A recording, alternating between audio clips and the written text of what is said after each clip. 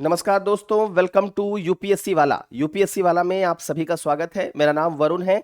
आज हम basics of budget देखेंगे। कल जो है हमारा बजट पेश होने वाला है, तो उसके पहले हम बजट की मूलभूत अवधारणाओं को समझते हैं। इसका संबंध यूपीएससी जीएस पेपर 3 से है, अर्थव्यवस्था खंड से, और जीएस पेपर 2 राज्य व्यवस्था खंड से भी है। कैसे है इसको आगे हम समझने का प्रयास करते हैं। सबसे पहले देखते हैं कि बजट है क्या। तो बजट के बारे में 4-5 जो शब्द है उसको ध्यान रखेंगे। पहला है यह वार्षिक वित्तीय विवरण है। दूसरा है अनुमानित राजस्व और व्यय। तीसरा है अगले वित्तीय वर्ष के लिए। चौथा है यह प्राथमिक उपकरण है राजकोषीय नीति को लागू करने का। क्या है इस पूरे का मतलब, इसको समझने का प्रयास करते हैं। देखिए, जैसा आपने देखा कि ये क्या है, वार्षिक वित्तीय विवरण है। तो किस प्रकार का विवरण है, तो वार्षिक वित्तीय है, मतलब एक वर्ष का है। ठीक है, वित्तीय है, इसका मतलब है कि इसमें क्या आएगा, इसमें आय यानी राजस्व यानी प्राप्ति, जिसको आप रेवेन्यू कहते हैं, इसका विवरण भी होगा, और व्यय यानी खर्चा का विवरण भी होगा। तो इसमें एक वर्ष में कितना आपको आय हुआ, उसका व्यय हुआ, उसके खर्चा का विवरण है। ये तो सामान्य है। अब इसको थोड़ा सा हम यूपीएससी की तरह जो है इसको समझने का प्रयास करते हैं। देखिए, जैसे मान लो शादी है, तो शादी का जो जो भी खर्चा है या जो भी आय होगा, उससे शादी का भी बजट आप बनाते होंगे। तो ये जो बजट बनता है कि शादी में मेरे पास कितना पैसा आएगा, मतलब मेरे पास कितना पैसा है, या फिर मुझे जो है, बहुत लोग आपको देखते होंगे लिफाफा में भी पैसा मिलता है, तो मुझे तकरीबन कितना पैसा आ सकता है। ठीक है, और कितना मेरा खर्च होगा, कितना मुझे टेंट वाले को देना है, कितना मुझे जो है वो जो खाना वाना खिलाते हैं उनको देना है, हलवाई को देना है। तो एक हम एस्टिमेटेड चीजों को रखते हैं, क्योंकि बजट हम शादी का पहले बना लेते हैं। ठीक है, कितना मेरा आय हो सकता है, इतना मेरा खर्च होगा। तो हमेशा क्या होता है, बजट जो है वो कैसे बन रहा है, एस्टिमेटेड, यानी अनुमान लगाते हैं कि इतना मेरा आय है, इतना मुझे लिफाफे में मिल सकता है, और इतना मेरा खर्च है जो मुझे हलवाई या अन्य लोगों को देना है। ठीक है, तो हमेशा एस्टिमेटेड होता है। तो यहां पर भी जो सरकार का बजट है वो कैसा होगा, एस्टिमेटेड होगा। यानी क्या आय है और क्या व्यय है, इसका हम क्या लगाते हैं, केवल और केवल अनुमान लगाते हैं। ठीक है, तो अनुमान लगाते हैं। अनुमान इसलिए लगाते हैं क्योंकि बजट हम पहले बनाते हैं अगले साल का। यानी बजट किसके लिए होगा, नेक्स्ट फिनेंशियल ईयर के लिए होगा, जो आने वाला फिनेंशियल ईयर है उसके लिए होगा। जैसे शादी का जो बजट है, जो होने वाला शादी है उसके लिए आप बनाते हैं, तो ठीक उसी प्रकार से जो बजट है उसको आप नेक्स्ट फिनेंशियल ईयर के लिए बनाते हैं। ठीक है, तो इसका मतलब है कि आप समझ लीजिए, यही बात वहां पर लिखी हुई थी कि जो आने वाला जो एक वित्तीय वर्ष है उसमें क्या अनुमानित आय है और क्या अनुमानित व्यय है, इसका ब्यौरा जो है वह क्या कहलाता है, वार्षिक वित्तीय विवरण, जिनको सामान्य शब्दों में हम बजट कहते हैं। ठीक है, ये आप समझ गए। सेम यही बात यहां पर भी लिखी हुई है। इसके अलावा देखेंगे तो सबसे लास्ट 2 लाइन है कि यह सरकार के फिस्कल पॉलिसी को लागू करने का एक टूल है। ठीक है, तो सरकार के फिस्कल पॉलिसी यानी जिसको आप राजकोषीय नीति कहते हैं, तो इसमें क्या होता है, सरकार जो है वह निर्णय लेती है, किससे संबंधित, तो टैक्सेशन से संबंधित, किससे संबंधित, तो सब्सिडी से संबंधित, और कोई अन्य जो फिनेंशियल ऑपरेशन है उससे संबंधित, कुछ भी जो वित्तीय तौर पर उनको करना है उससे संबंधित सरकार निर्णय लेती है, और उस निर्णय को हम फिस्कल पॉलिसी कहते हैं। ठीक है, अब कह रहा है कि बजट जो है वो इसको जो है वह लागू करता है। यानी बजट के माध्यम से सरकार फिस्कल पॉलिसी को इंप्लीमेंट करती है। कैसे, क्योंकि बजट में भी किस चीज की बात होती है, टैक्सेशन वगैरह की बात होती है। तो इसके माध्यम से, यानी बजट में जो चीजें हैं उसके माध्यम से सरकार अपने निर्णयों को लागू करती है। देखते होंगे आप कि भाई जो है वो टैक्स में ये स्लैब में ये चेंज हो गया, ये चेंज हो गया। तो जो भी सरकार निर्णय ली है उसको लागू करने का जो जरिया है वह बजट है। ठीक है, तो इसलिए कहा जा रहा है कि बजट जो है वह फिस्कल पॉलिसी को लागू करने का एक जरिया है। ठीक है, तो यहां तक आप समझ गए। अब देखिए, अगर हम बात करें तो बजट के अंदर मुख्य तौर पर 3 फंड आते हैं। एक है कॉन्सोलिडेटेड फंड, जिसको आप हिंदी में संचित निधि कहते हैं। दूसरा है कॉन्टिजेंसी फंड, जिसको आप आकस्मिक निधि कहते हैं। और तीसरा है पब्लिक अकाउंट, यानी जिसको आप लोक लेखा कहते हैं। आर्टिकल 266 लोक लेखा, आर्टिकल 266 कॉन्सोलिडेटेड फंड, और कॉन्टिजेंसी फंड या आकस्मिक निधि के लिए आर्टिकल 267। अब यहां पर कुछ बातों को ध्यान देना है। जैसे मान लीजिए कि कोई टैक्स से पैसा आया, लोन की रिकवरी से कोई पैसा आया, तो वो सब पैसा कहां जाता है, यहां पर। तो टैक्स का पैसा, लोन रिकवरी का पैसा सब कहां जाएगा, यहां पर। ठीक। दूसरा, फिर इस पर बात करेंगे आगे, लेकिन सबसे पहले इसको समझते हैं। पब्लिक अकाउंट, पब्लिक अकाउंट में कौन सा पैसा आता है, जैसे जो पीएफ का पैसा है वो पब्लिक अकाउंट में जाता है। स्मॉल सेविंग जो डिपॉजिट्स होते हैं उसका जो पैसा है वह भी इसी में जाता है, पब्लिक अकाउंट में जाता है। अब थोड़ा सा अंतर समझना है। देखो यहां क्या है, कंसोलिडेटेड फंड ऑफ इंडिया में जो पैसा है, इस पैसा को निकालने के लिए आपको संसद की अनुमति लेनी पड़ती है। यानी बिना संसद की अनुमति के आप सीएफ जो कंसोलिडेटेड फंड है उससे आप पैसा नहीं निकाल सकते, यानी संचित निधि से आप पैसा नहीं निकाल सकते। इसमें भी हालांकि दो होता है, एक संचित निधि से किया गया व्यय, एक संचित निधि पर भारित व्यय। ठीक है, तो भारित व्यय के लिए हालांकि नहीं अप्रूवल की जरूरत पड़ती है, लेकिन सामान्य तौर पर जो हम कहते हैं उसमें हम कहते हैं कि संचित निधि से जो पैसा निकालना है उसमें हमें पार्लियामेंट की जरूरत पड़ेगी। ठीक है। दूसरा है पब्लिक अकाउंट। पब्लिक अकाउंट में क्या होता है, यहां पर पीएफ का पैसा होता है, स्मॉल सेविंग्स का पैसा होता है। तो इसमें सरकार जो है एक बैंकर की भांति होती है। सरकार एक बैंकर की तरह एक्ट करती है, मतलब एक बैंक की तरह एक्ट करती है, इसलिए सरकार को यहां पर परमिशन लेने की आवश्यकता नहीं पड़ती पार्लियामेंट से। ठीक है। तीसरा है कॉन्टिजेंसी फंड ऑफ इंडिया, आकस्मिक निधि, यानी कोई अचानक से सर्कमस्टांसेस आ गए, अनफॉरसीन सर्कमस्टांसेस आ गए, तो उस समय यहां से पैसा निकाला जाता है। ठीक। अब इस पैसा को देखता कौन है, आप ये कह सकते हैं।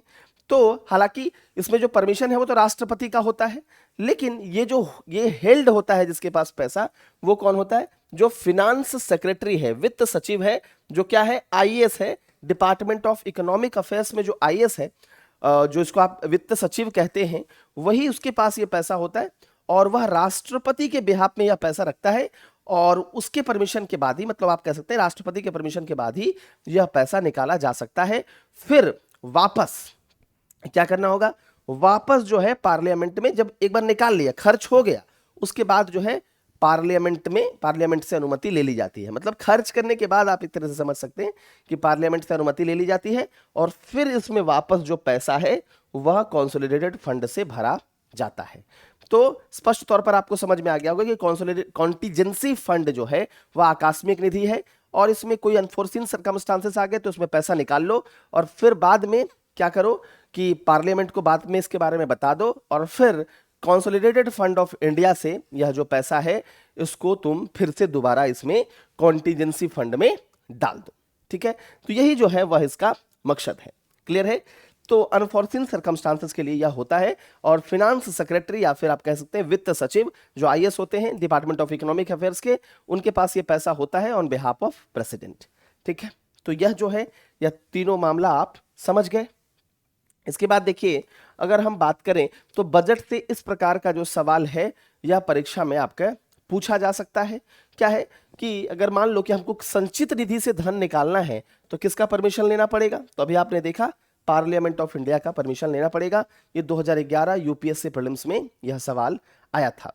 ठीक है, उसके बाद थोड़ा सा बजट के बारे में देखें। सामान्य जो आप नॉर्मल जो जीके में पूछा जाता है, स्टेट पीसीएस वगैरह में पूछ लेते हैं हालांकि, लेकिन इसको ध्यान रखेंगे कि बजट शब्द जो है वो बागेट से आया है, जो कि एक फ्रेंच वर्ड है जिसका अर्थ होता है लेदर बैग या फिर सूटकेस। आपने देखा होगा कि पहले सूटकेस में ही बजट पेश होता था, जो फिनांस मिनिस्टर है वो इसमें अपना डॉक्यूमेंट डालते थे और उसके बाद जो है वो पार्लियामेंट में इसको प्रस्तुत करते थे। 2019 में हालांकि जो वित्त मंत्री निर्मला सीतारमण ने इस जो प्रैक्टिस है इस प्रैक्टिस को बंद कर दिया और जो 4 फोल्ड जो रेड क्लॉथ है, आप समझ सकते हैं बही खाता, तो लाल कपड़ों में बंधा हुआ 4 फोल्डेड लाल कपड़ों में आप जो है इसको पेश करते हैं, जिसको हम बही खाता भी कहते हैं।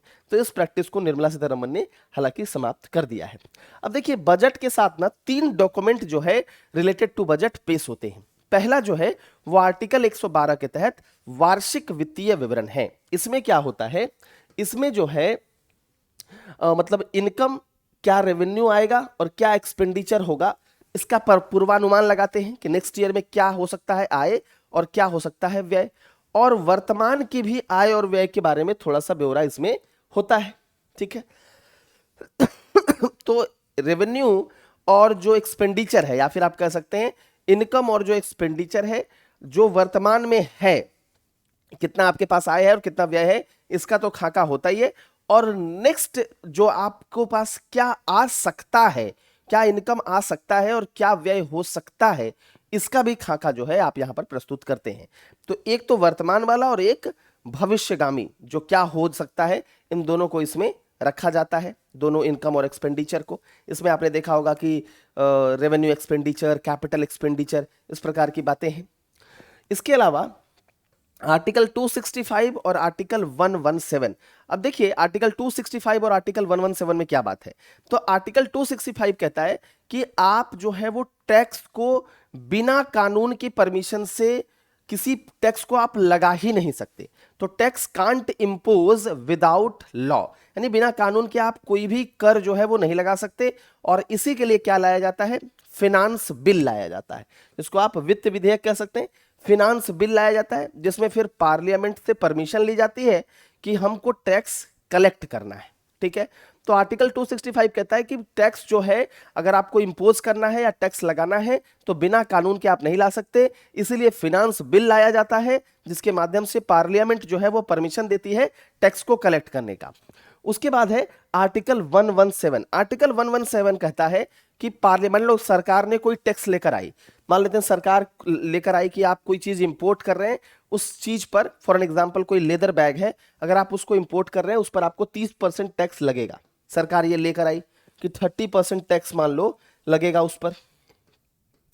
तो आर्टिकल 117 कहता है कि पार्लियामेंट यानी संसद जो है चाहे तो इसको कम कर सकती है या फिर इसको खत्म करने के लिए मतदान कर सकती है, इसको बढ़ा नहीं सकती। यानी संसद जो अगर मतदान करेगी तो इसको 32% करने के लिए मतदान नहीं कर सकती, चाहे तो इसको कम करने के लिए 28%, 29%, 25% करने के लिए कर सकती है, या फिर इसको समाप्त करने के लिए कर सकती है, चाहे तो एबॉलिश या फिर रिड्यूस करने के लिए कर सकती है। पार्लियामेंट जो है वो टैक्स को बढ़ा नहीं सकती। Parliament can not increase tax beyond what government has proposed. ठीक है। तो सरकार ने जो जो प्रपोज किया है 30%, इसको बढ़ा नहीं सकती जो है संसद।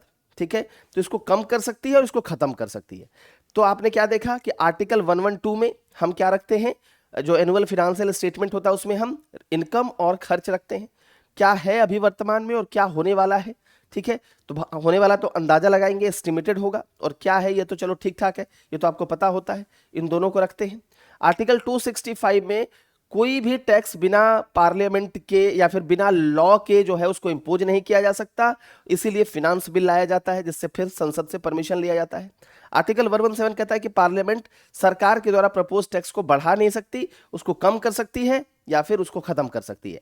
फिर आ जाता है आर्टिकल 114। आर्टिकल 114 क्या है, एप्रोप्रिएशन बिल है। एप्रोप्रिएशन बिल के माध्यम से क्या होता है, सरकार जो है वो भारत की जो संचित निधि है, ठीक है, संचित निधि से पैसा निकालती है। तो एप्रोप्रिएशन बिल लाकर संचित निधि के माध्यम से सरकार जो है वो पैसा को निकालकर खर्च कर सकती है। ठीक है। तो यहां पर भी आपको जैसा मैंने बताया था कि संचित निधि के लिए पार्लियामेंट से परमिशन लेना पड़ता है, तो एप्रोप्रिएशन बिल वही है। एप्रोप्रिएशन बिल के माध्यम से सरकार जो है वो संचित निधि से पैसा निकाल सकती है। ठीक है। अब देखो संचित निधि दो प्रकार का है, जैसे मैंने आपको बताया था, इसके अंदर दो कैटेगरीज होते हैं, एक संचित निधि पर भारित व्यय और एक संचित निधि से किए गए व्यय। ठीक है। तो संचित निधि पर भारित व्यय वो होते हैं जैसे जजेस की सैलरी देनी है, तो इस प्रकार की जो चीजें होती है वो क्या होती है, संचित निधि पर भारित व्यय होती है। ठीक है। अब सोचो कि जजेस को सैलरी वगैरह देना हो और उसमें अगर आप परमिशन लगा दें या वोटिंग करवाने लगे तो फिर क्या हो सकता है कि जज जो है वो निष्पक्ष तौर पर काम नहीं करेंगे, इसलिए संचित निधि पर भारित व्यय पर कोई मतदान नहीं होता। दूसरा होता है संचित निधि से किए गए व्यय, जैसे मान लो कोई स्कीम पर सरकार को खर्च करना है तो उसके लिए पार्लियामेंट में मतदान होता है। ठीक है। तो ये दो कैटेगरीज इसमें होती है। इसके अलावा देखा जाए तो यही बात लिखा हुआ है कि जैसे जो फिनांस बिल है और जो एप्रोप्रिएशन बिल है, ठीक है, जो विनियोग विधेयक है या फिर जो वित्त विधेयक है, वो अनुच्छेद 110 के तहत धन विधेयक माने जाते हैं। तो वित्त विधेयक और विनियोग विधेयक धन विधेयक माने जाते हैं। और धन विधेयक के संदर्भ में क्या होता है, राज्यसभा की मंजूरी आवश्यक नहीं होती है। लोकसभा हालांकि भेज देता है राज्यसभा के पास, लेकिन राज्यसभा बस 14 दिन उसको रख सकती है। उसके बाद क्या क्या हो जाएगा, अगर कोई सजेशन दी है तो उसको लोकसभा मान भी सकता है और नहीं भी मान सकता है। और अगर 14 दिन के बाद तक रखी रह गई तो क्या माना जाएगा, वो मान लिया जाएगा कि अब पास हो गया। तो मतलब कहने का मतलब है कि इसमें राज्यसभा के पास कोई शक्ति नहीं होती है।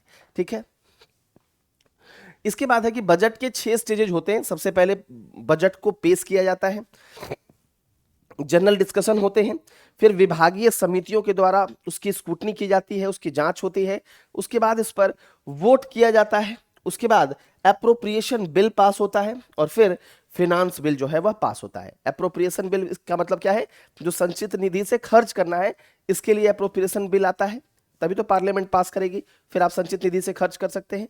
और फिर एक है फिनांस बिल, जैसा कि मैंने आपको बताया, tax can't be imposed without law, यानी टैक्स को इम्पोज करने के लिए हम क्या लेकर आते हैं, फिनांस बिल लेकर आते हैं, उसको भी पार्लियामेंट से परमिशन मिलता है। तो ये 6 स्टेजेज होते हैं, 6 स्टेजेस के माध्यम से जो बजट है वह पेश किया जाता है। अगर देखा जाए तो अगर हम बात करें 2018-19 की, तो बजट का कोई स्पेसिफिक थीम नहीं था। 2020 में 3 था, क्या, एक एस्पायरेशनल इंडिया जो आकांक्षी भारत है, दूसरा इकोनॉमिक डेवलपमेंट जो आप आर्थिक विकास है, और तीसरा है केयरिंग इंडिया। 2021 में भी कोई स्पेसिफिक थीम जो है वह स्पीच में नहीं था, लेकिन आत्मनिर्भर भारत पर हालांकि फोकस था। 2021 में आप देखेंगे तो पेपरलेस और डिजिटल बजट पेश हुआ था सैमसंग टैबलेट में। ठीक है, सैमसंग टैबलेट में covered in a red coloured cover, लाल रंग से ढके हुए जो कवर था, उसके बाद यह जो है सैमसंग टैबलेट के माध्यम से यह पेश हुआ था। ठीक है, तो यह कैसा था, डिजिटल था, आप समझ सकते हैं, पेपरलेस था। 2022 में देखिएगा तो 2022 में आजादी का अमृतकाल, the 25 year long lead up to India at the rate 100, इस तरह की बातें आपने सुनी होगी। इसमें जो है प्रायोरिटीज को याद रखिएगा, प्रायोरिटीज क्या क्या था, पीएम गति शक्ति, 4 प्रायोरिटीज थे, पीएम गति शक्ति, इंक्लूसिव डेवलपमेंट मतलब समावेशी विकास, productivity enhancement and investment, sunrise opportunities, energy transition and climate action, इसके बारे में 3rd में था। और चौथा था फिनांसिंग ऑफ इन्वेस्टमेंट, तो निवेशों का वित्तीयन। और फिर आपने देखा कि इसमें भी कैसा था, पेपरलेस बजट था जो टैबलेट में पेश किया गया था इन अ रेड कलर्ड कवर, तो लाल रंग के कपड़े से ढका हुआ एक जो टैबलेट था इसमें पेश यह किया गया था। तो यह 2022 का कॉन्सेप्ट था। इसके बाद अगर मैं आपको 2 चीज बताऊं तो देखो, आपने एक चीज सुना होगा, वोट ऑन अकाउंट क्या है, लेखा अनुदान, इसको समझना है। फिर हम देखेंगे अंतरिम बजट यानी एंटरिम बजट, इन दोनों के मध्य समझने का अंतर समझते हैं क्या है। वोट ऑन अकाउंट देखो क्या होता था कि पहले जो बजट है ना वह फरवरी महीने के सबसे अंतिम दिन में पेश होता था 2017 तक, तो सबसे लास्ट डे में पेश होता था। अब सोचो सबसे लास्ट डे में पेश हो रहा है यानी 2017 के पहले तक, तो सबसे लास्ट दिन में जब पेश होता था तो 6 स्टेजेस से गुजरना पड़ेगा जो आपको बताया, तो इसमें काफी लंबा समय लग जाता था, मई तक लग जाता था। अब आप सोचो इस केस में क्या होगा, देखो अब क्या है कि सरकार जो है एक वित्तीय वर्ष सर कितने से कितने तक होता है, 1 अप्रैल से लेकर 31 मार्च तक। ठीक, अब आपको ध्यान से समझना, यहां पर समझ में आ जाएगा। तो देखो क्या हो रहा है वोटर अकाउंट में, पहले 2017 के पहले क्या होता था कि बजट को पास होते होते जब चूंकि फरवरी के लास्ट वर्किंग डे में यह पेश होता था, तो होता क्या था कि इसको पास होते होते में मई का महीना लग गया लगभग। अब सोचो कि सरकार ने जो पिछले साल का जो बजट पास किया होगा वो किस अवधि के लिए किया है, पिछले साल वाला, तो 31 मार्च तक की अवधि के लिए किया है। यानी 31 मार्च के बाद खर्चा किस चीज से होगा, यानी जो एप्रोप्रिएशन बिल है जो मैंने आपको बताया कि इस बिल के माध्यम से संचित निधि से पैसा निकालती है सरकार खर्च करने के लिए। तब आप सोचो कि वो पैसा तो 31 मार्च तक ही निकाल सकती है, पिछले साल के बजट के हिसाब से वह पैसा तो 31 मार्च तक ही सरकार निकाल पाएगी ना। 31 मार्च के बाद फिर सरकार क्या करेगी, बजट कब तक चला गया है पास होते होते, मई तक। तो ये जो अप्रैल और मई का महीना है इसमें सरकार कैसे खर्च करेगी, क्योंकि पिछले साल वाला जो बजट आया वो तो 31 मार्च तक ही उसका जो है पैसा निकाल पाएगी सरकार। अब अप्रैल का महीना इस महीने इस साल का, फिर मई का महीना, ये तो बच गया। ठीक है, तो फिर क्या होता है, इसी के लिए आता है वोट ऑन अकाउंट का कॉन्सेप्ट। ठीक है, तो वोट ऑन अकाउंट इसलिए लाया गया क्योंकि 2017 से पहले फरवरी के अंतिम वर्किंग डे पे यह पेश होता था, जिसके कारण बजट जो है वह मई तक चला जाता था, और मई तक जाने में मार्च तक ही कंसोलिडेटेड फंड ऑफ इंडिया से सरकार पैसा निकाल सकती थी। उसके बाद सरकार के पास फंड का तो है ही नहीं जुगाड़, तो फिर क्या होता था, इस 2 महीने के लिए फिर क्या होता था, कंसोलिडेटेड फंड ऑफ इंडिया से उनको पैसा मिलता था पार्लियामेंट के परमिशन के बाद वोट ऑन अकाउंट से, और फिर वो कितना पैसा होता था, 1/6 पैसा होता था 2 महीने के लिए, ठीक है, 1/6 पैसा। तो ये था वोट ऑन अकाउंट का कॉन्सेप्ट। अब जो है इसमें क्या होता है, एक चीज को ध्यान थोड़ा सा दीजिएगा, एक होता है अंतरिम बजट, ठीक है। अब यहां पर क्या हुआ कॉन्सेप्ट, इसको भी समझ लीजिए कि 2017 के बाद ये जो है फरवरी के पहले वर्किंग डे में पेश होने लगा, मतलब 1 फरवरी फॉर एन एग्जांपल। अब क्या होता है, इसमें वोट ऑन अकाउंट का कॉन्सेप्ट लगता ही नहीं है, क्योंकि 31 मार्च आते आते तक बजट जो है वो पास हो जाता है। तो 31 मार्च तक तो अगर पास हो जाएगा तो कोई दिक्कत नहीं होगा, ठीक है। तो 31 मार्च तक अगर पास हो गया तब कोई समस्या ही नहीं आएगी, क्योंकि फिर से जो है नेक्स्ट बजट तो है वो स्टार्ट हो जाएगा 1 अप्रैल से, ठीक है। तो अब क्या होता है, 1 तारीख को इसलिए पेश हो जाने से वोट ऑन अकाउंट का जो कॉन्सेप्ट है वो थोड़ा सा कैसा हो गया, अब तो वो कॉन्सेप्ट रहा ही नहीं, ठीक है। अंतरिम बजट जो है, अंतरिम बजट क्या होता है, इंटरिम बजट जिसको बोलते हैं, मान लो इलेक्शन का साल है, ठीक है।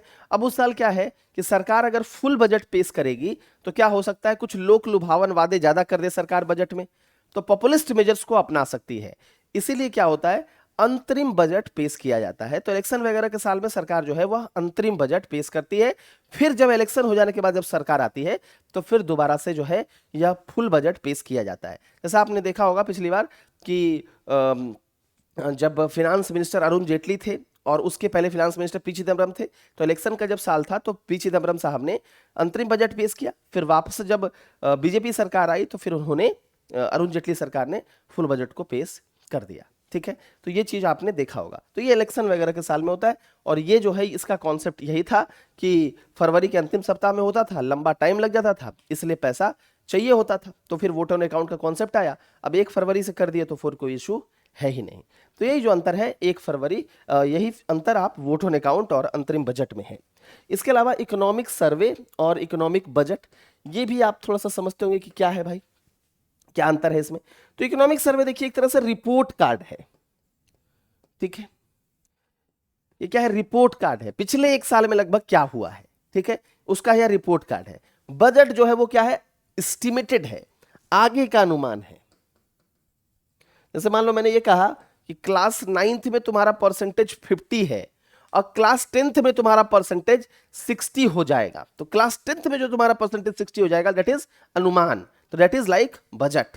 और क्लास 9th में तुम्हारा परसेंटेज जो है वो 50 है, तो दैट इज क्या, कंप्लीटली रिपोर्ट कार्ड है, ठीक है। तो एक तरह से रिपोर्ट कार्ड आप इसको कह सकते हैं कि इकोनॉमिक सर्वे जो होता है वो रिपोर्ट कार्ड होता है, ठीक है। तो जैसे हम बोल रहे हैं, मान लो इकोनॉमिक सर्वे 2022, तो इसका मतलब है इकोनॉमिक सर्वे 2021-22, ठीक है। और वही अगर हम बजट कह रहे हैं तो हम कहते हैं 22-23, यानी बजट होगा 1 अप्रैल 2022 से अगले साल के लिए, ठीक है, 31 मार्च 2023। अब वाला जो है वो क्या है, मान लो 23-24 है, ठीक है।